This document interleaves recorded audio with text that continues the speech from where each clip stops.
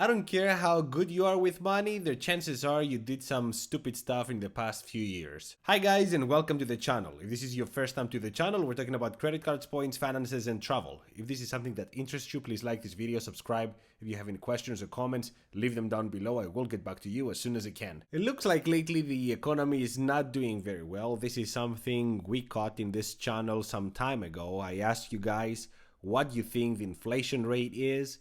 Most of you believed it was about 8.5%, and many of you over that. I am in that team that says way over that, and it's becoming worse every day.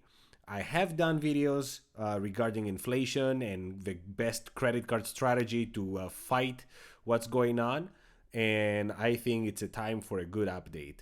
Now, there's two ways to look at this.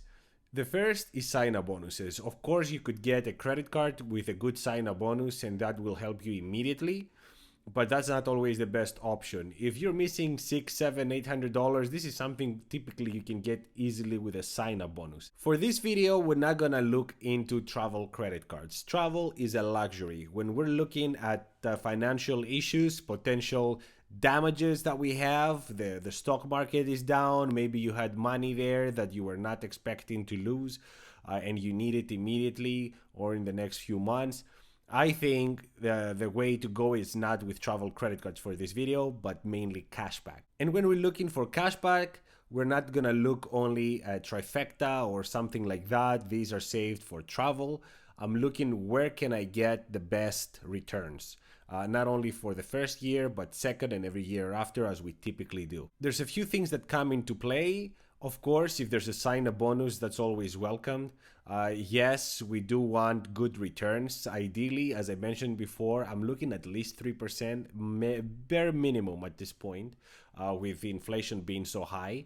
And of course, zero APR, ideally for 12 months or over.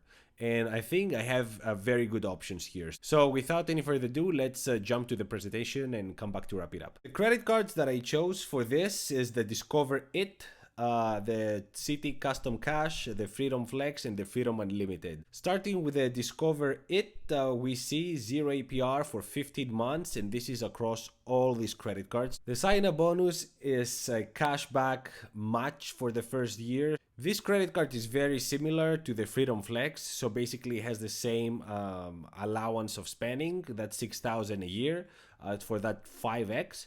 So potentially you can get up to 10% back, up to $6,000 in the first year. The return on spend will always be 10% because we don't have any other sign-up bonus. It's completely based on the spending you're doing. So it's very easy to assume that we're going to have 10% return on spend. The categories it has, as we said, is rotating every quarter, and we're looking at Amazon, gas, groceries, restaurants, PayPal, crucially, and 1x on everything else. The Citi Custom Cash has $200 after spending $750 in the first 3 months. We're looking at 5x on the highest spending category, so that's $500 a month. Gas, groceries, restaurants, and more, and 1x on everything else. This is great because it gives you flexibility. The other ones are going every 3 months. This one goes monthly, so you know how to adjust based on what the other credit cards are doing. And this guarantees you basically you're going to be getting that 5% almost always. So the Citi Custom Cash has 31% return on spend. The Freedom Flex has $200 after spending $500 in 3 months.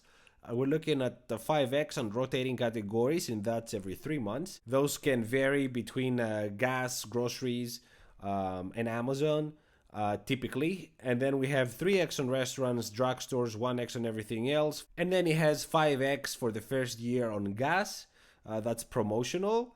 And we're looking at the 45% return on spend for the first year. The Freedom Unlimited, we're looking basically more or less the same thing.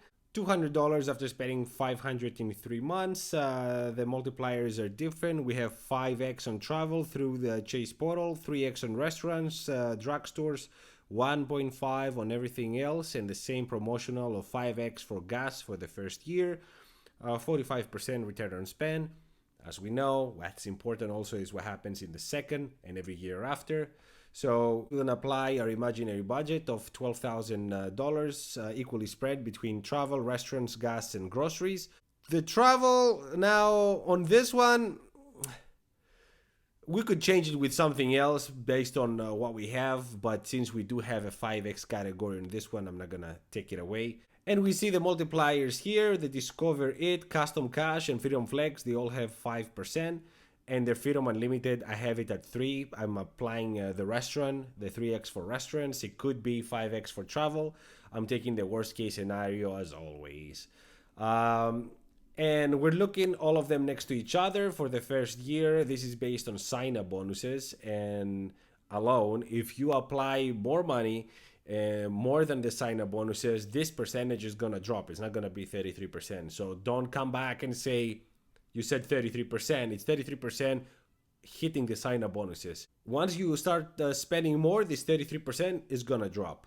But this is for the sign-up bonuses. So first year, 33%, and second year we have 5. It was 4.5 based on the 3x on the unlimited, but 4.5 I always round up to 5. Now, if you have a big family and all these credit cards are not enough for you, always your spouse could get some, or your partner. So you can both have these credit cards separately. On top of that, keep in mind the most important thing possibly is the 0% APR for the first 15 months. That gives you some breathing air. Between these 4 credit cards, I want to say the minimum you can expect is 20 to 30,000 spending limit between all of these credit cards.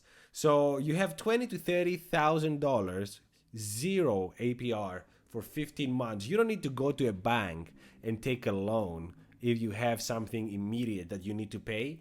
You can pay with this, pay 0, and call it a day, and you have 15 months to pay. So the most important thing of these credit cards, I think, is that, and then of course the percentages do help. If the inflation rate is at 8.5, 8.7, and we have 5% returns on average, that drops it to 3.7, and that's huge. Assuming that you got at least a 3% increase in your salary, we're looking at 8% returns with all these combinations.